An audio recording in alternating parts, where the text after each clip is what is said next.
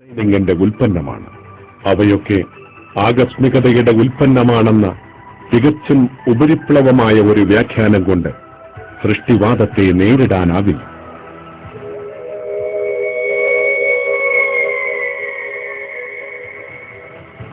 പരസ്പരം ബന്ധിക്കുന്ന കണ്ണുകളില്ലാത്ത വിധം ജീവികൾ ഇന്നുള്ള അവസ്ഥയിൽ തന്നെ ഭൂമിയിൽ പ്രത്യക്ഷപ്പെട്ടുവെന്നാണ് ഫോസിൽ തെളിവുകൾ സൂചിപ്പിക്കുന്നത്.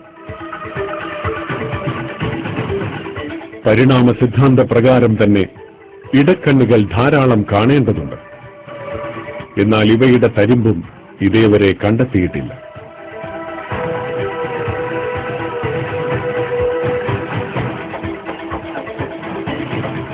സമുദ്രജീവികളെ സംബന്ധിച്ചിടത്തോളവും അവസ്ഥ വ്യത്യസ്തമല്ല.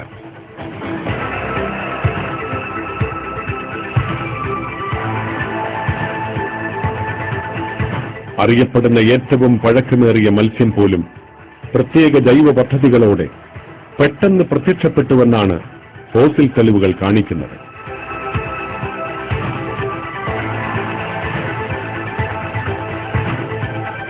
ഇവയ്ക്ക് മുൻപുണ്ടായിരുന്ന മത്സ്യങ്ങൾക്ക് ഇവയുമായി താരതമ്യങ്ങൾ കുറവാണ്.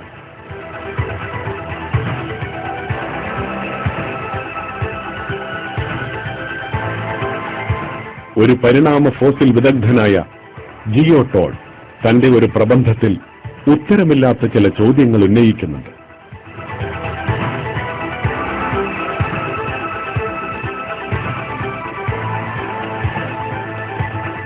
എല്ലുള്ള 3 സബ് ഡിവിഷനുകളിലെ മത്സ്യങ്ങളും ഫോസിൽ റെക്കോർഡ് അനുസരിച്ച് ഏതാണ്ട് സമകാലികമായി പ്രത്യക്ഷപ്പെട്ടതാണ്.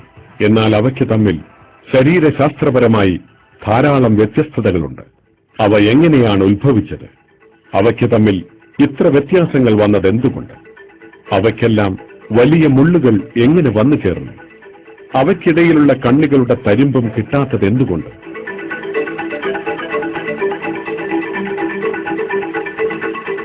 യഥാർത്ഥത്തിൽ സമുദ്രജന്തുക്കൾക്ക് പൂർവികരെ തിരയുന്നത് തന്നെ ഭോഷ്കാണ്. ഇന്നുള്ള അവസ്ഥയിൽ തന്നെ അവ സൃഷ്ടിക്കപ്പെടുകയായിരുന്നു.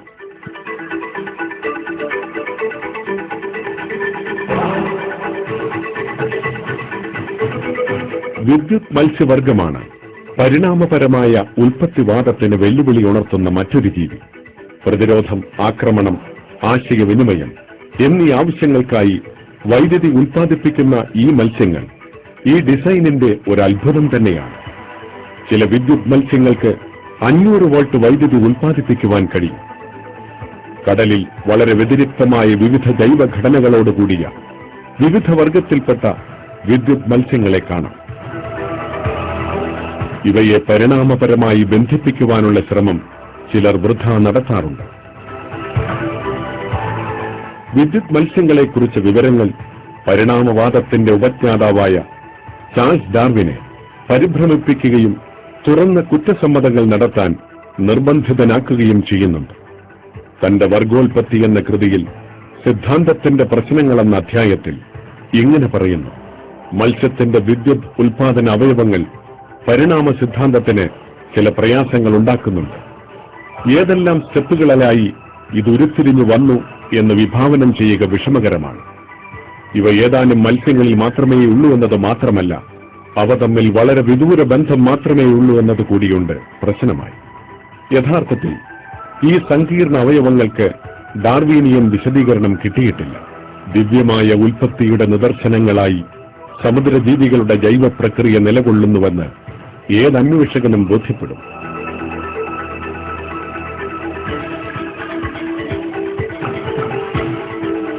പ്രത്യേകമായ വേട്ടയാടൽ രീതി ഉപയോഗിക്കുന്ന പാറമത്സ്യം ചൂണ്ട ഉപയോഗിക്കുന്നു.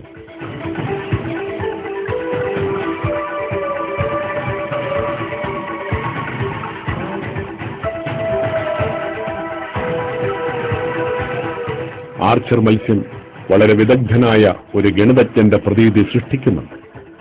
ജലത്തിൽ തട്ടി പ്രതിഫലിച്ച പ്രകാശത്തിൽ നിന്ന് വേട്ടയാടപ്പെടേണ്ട കീടത്തിന്റെ സ്ഥാനം കൃത്യമായി അവ നിർണയിക്കും. വായിൽ നിന്ന് വെള്ളം ചീറ്റിച്ച് അവ ഇരയെ പിടിക്കുന്നു. ആമസോൺ നദിയിൽ കാണുന്ന ഒരുതരം മത്സ്യം വെള്ളത്തിന് മുകളിലൂടെ 1 മീറ്ററിലധികം ചാടിയാണ് ഇര പിടിക്കുന്നത്. ഇവയുടെ കോണളവും ദൂരവും കൃത്യമായി ഗണിക്കാതെ തരമില്ല.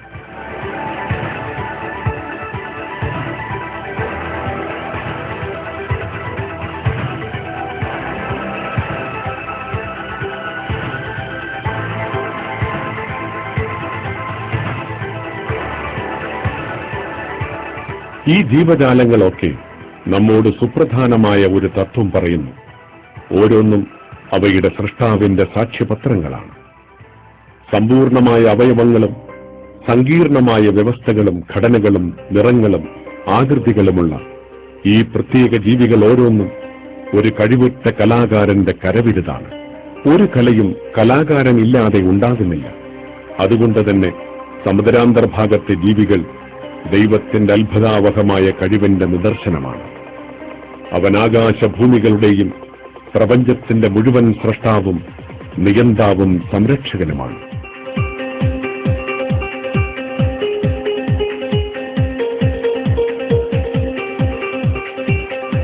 സൃഷ്ടിപ്പിലെ കലാവിരുദിനെപ്പറ്റി ഖുർആൻ തന്നെ മൊഴിഞ്ഞുവല്ലോ. അവനാണ് അല്ലാഹു. എല്ലാറ്റിനും ഉചിതമായ രൂപങ്ങൾ അവൻ നൽകുന്നു. ഉത്കൃഷ്ടനാമങ്ങൾ അവനുള്ളതാകുന്നു. ആകാശത്തും ഭൂമിയിലുമുള്ള സകലതും അവന് പ്രകീർത്തനം ചെയ്യുന്നു. അവൻ സർവജ്ഞനും യുക്തിജ്ഞനുമാണ്.